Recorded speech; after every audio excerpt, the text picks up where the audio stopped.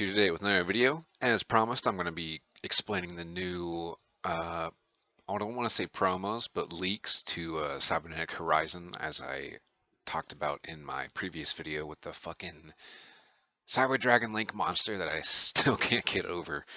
Konami's doing some crazy shit with these next couple of sets because, you know, we've got Xyz coming back and Dark Saviors, and I'm pretty sure this set also is getting synchros, and it's also getting ritual support. Surprise, surprise, rituals might make a comeback, which is nice because, you know, with Master Rule 4, you don't really have to worry about anything.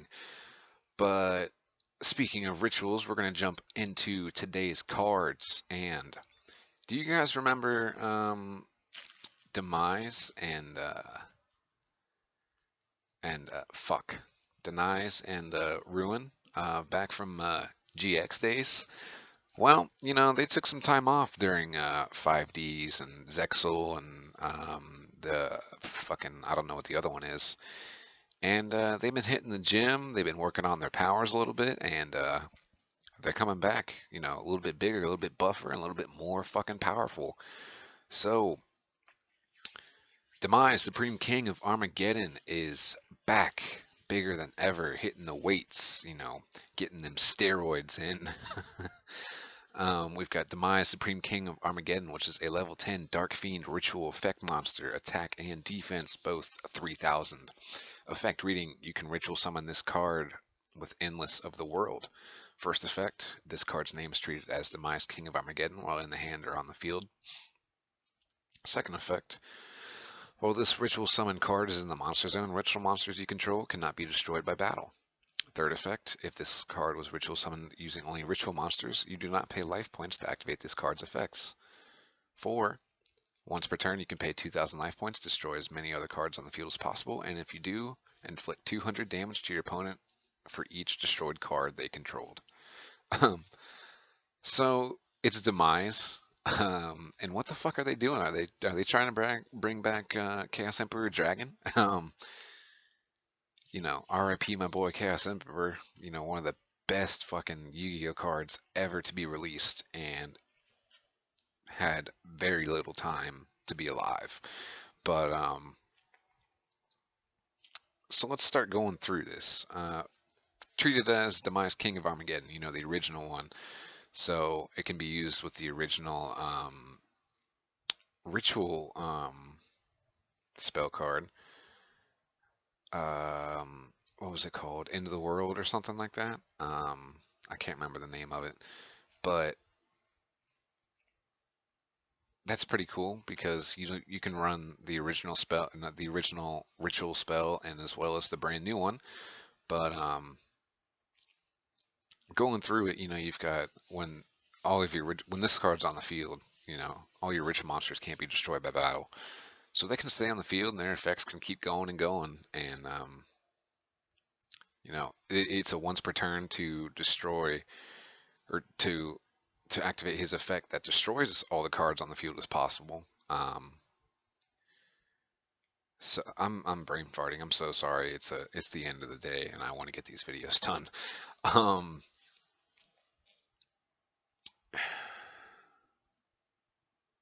I really like his retrained version right here. This is pretty fucking powerful. So going into his girl, you know, couple goals, just trying to destroy the world together. We've got Ruin, Graceful Queen of the Oblivion. Level 10 Light Fairy Ritual Effect Monster, attack 2900, defense 3000. So obviously they both got an attack buff from their original attacks and defenses. Effect reading, you can ritual summon this card with Endless of the World, just like Demise, Supreme King of Armageddon. Second effect, while this ritual summon card is in the monster zone, ritual monsters you control cannot be destroyed by card effects. So just like her hubby, can't be destroyed by card effects. Third effect, if this card is ritual summoned using ritual monsters, it can make it a second attack during each battle phase. It's a little different than each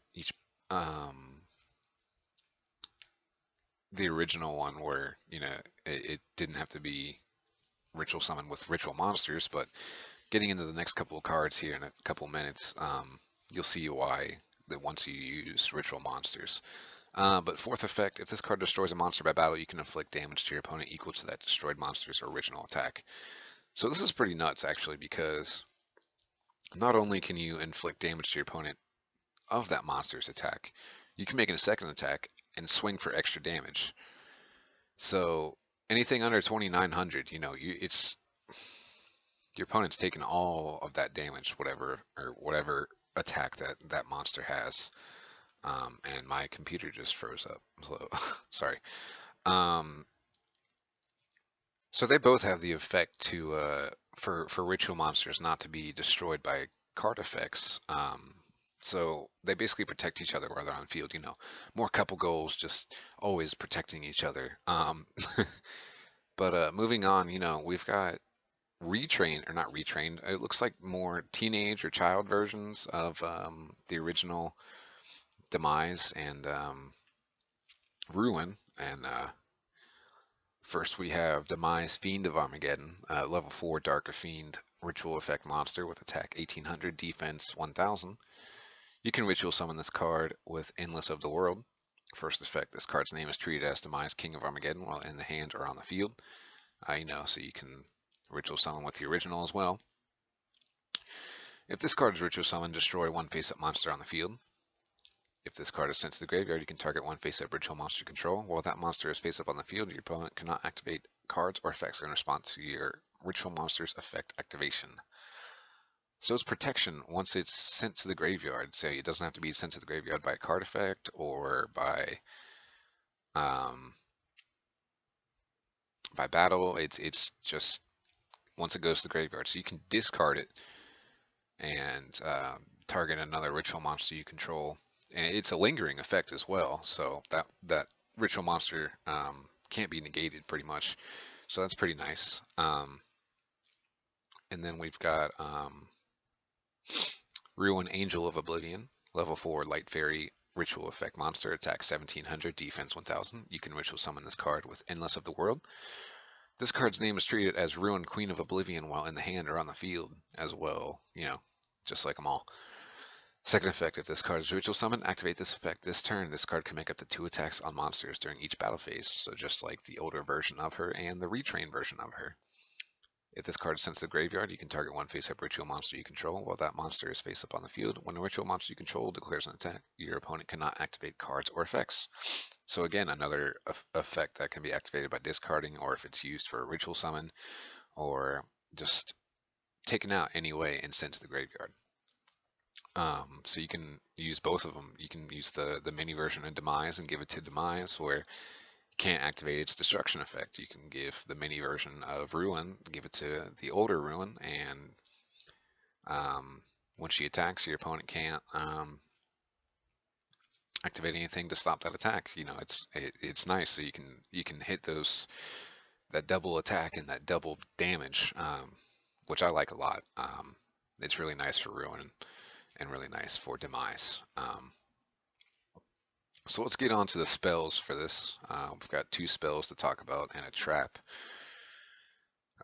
First we have Break the World, which is the field spell card. Once per turn, you can target one ritual monster you control, reveal one ritual monster in your hand, and if you do, for the rest of the turn, keep it revealed and have its level become the targeted monster's level. Once per turn, if Ruin, Queen of Oblivions, or Demise, King of Armageddons is ritual summoned to your field, you can activate one of these effects. Draw 1 card, destroy 1 card on the field. So the first part, going through it, you can have one of the mini ritual monsters on the field and reveal one of the larger ones in your hand, and that little one becomes like the level 10 or the level 8 version, and you can tribute them for the ritual summons. So it's pretty it helps set up your ritual summons basically. And then fuck, I can't. If any of them are summoned, you can draw 1 card or destroy another card on the field. personally, I'd always choose draw one card because it's always nice to have card economy, and drawing cards in Yu-Gi-Oh is never a bad thing, ever, ever, ever. Um,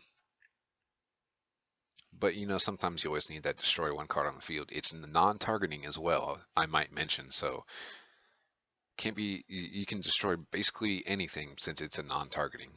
Um, then we've got the new ritual spell card, Endless of the World. I'm not sure if that translation is correct because that doesn't grammatically make any sense.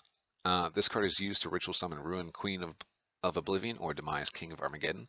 Tribute monsters you control whose total levels equal or exceed the level of Ruin Queen of the Oblivion or Demise King of Armageddon. You ritual summon, and after that, ritual summon it from your hand. So you have to control them. It can't be from your hand or anything like that. So it's a little limiting, but at the same time, it's really not going to be hard to have ritual monsters on your field anymore, or any monsters on your field to bring ritual monsters out. Second effect, during your main phase, except the turn this card was sent to the graveyard, you can shuffle this card from your graveyard into your deck, add one End of the World from your deck to your hand, then you can add one Ruin or one Demise from your graveyard to your hand. So it's recycling, and it's fucking insane because you could get the original ritual spell, and then you can get any three of the Ruin or Demises, and that's fucking insane because you could only, I mean, you don't even have to run anything to help search your ritual spells or um, your Demise or your Ruin if you don't have to. With this recycling, it's really, really fucking sick. Um, and if they're destroyed, if you don't have the effects that had them protected from destruction or negation, it's pretty helpful. I really like this compared to the old one, but you might need to run the old one as well. We have Return of the World, continuous trap card. You can only use one effect among the first and second effects within this card's name once per turn, and only once that turn. When this card resolves, banish one ritual monster from your deck. What? You can send this card to the graveyard, activate one of these effects, ritual summon the ritual monster that was... Oh, no shit, okay. Ritual summon the ritual monster that was banished by this card's effect, either by tributing one monster from your hand, or whose level equals or exceeds that banished monster, or by shuffling into the deck one ritual monster from your graveyard whose level equals or exceeds that banished monster, or add the monster banished by this card's effect to your hand. So it's another searcher, basically, to help you get your ritual monsters to your hand. That's confusing, but also not. I might just be fucking retarded, and I probably am, but that's helpful as well, I think. I'm not sure. I'd have to look into that a little bit more. But we're starting to get on 13 minutes here, so let's go to the final two monsters. The two monsters that finally power creeped out, Manju and Senju, our old searcher fucking ritual, whatever. I don't even know what to call them. First we have Devi Ritual Tao's Mandra. Is that how you say that? Yeah. Level 6 Dark Plant Effect Monster, attack 0, defense 0. You can only use one effect among the first and second effects when this card's named once per turn, and only once that turn. First effect, you can reveal one ritual monster from your hand, special summon both this card from your hand and one other Devi Ritual monster except this card from your deck. Second effect of this card is special summon from the deck, add one ritual monster from your deck to your hand. You cannot special summon monsters from the extra deck. So going into that, you'll see there's another Devi Ritual Candle, level 4 Light Pyro effect monster, attack and defense 0. You can only use one effect among the first and second effects of this card's name once per turn, and only once that turn. You can reveal one ritual spell from your hand, summon both this card from your hand and one Devi Ritual monster, except this card from your deck. If this card is special summon, you can add one ritual spell from your deck to your hand. You cannot special summon monsters from the extra deck. So they search each other, they special summon each other. You special summon one, you get the other one, you get your ritual monster, and you get your ritual spell. This also helps you get the 10 stars out on the field, so it's really not going to be hard to ritual summon these monsters anymore at this point. And I mean, they're not going to replace Manju and Senju. I feel like they're going to be an engine just like Manju and Senju are. So you can have these on the field that help you special summon the little ones. You can have these on the field to special summon one of the bigger ones. You know, it's really fucking nice. That you can do this in just about any way at all. And I'm really looking forward to seeing what Demise and Ruin have to offer in this fall set. And I I might even start messing around with the original Demise and Ruin again. You know, let's just see what happens. Let's see what this couple can do. If you guys enjoyed the video, go ahead and give it a thumbs up. Show your boys some support. If you have any opinions on today's topic or any future ideas you have for me, go ahead and leave them all in the comments below. And if you enjoy my content, be sure to hit that subscribe button to check out my weekly content on this card game we enjoy. That'll be it for me. I'll catch you guys next time.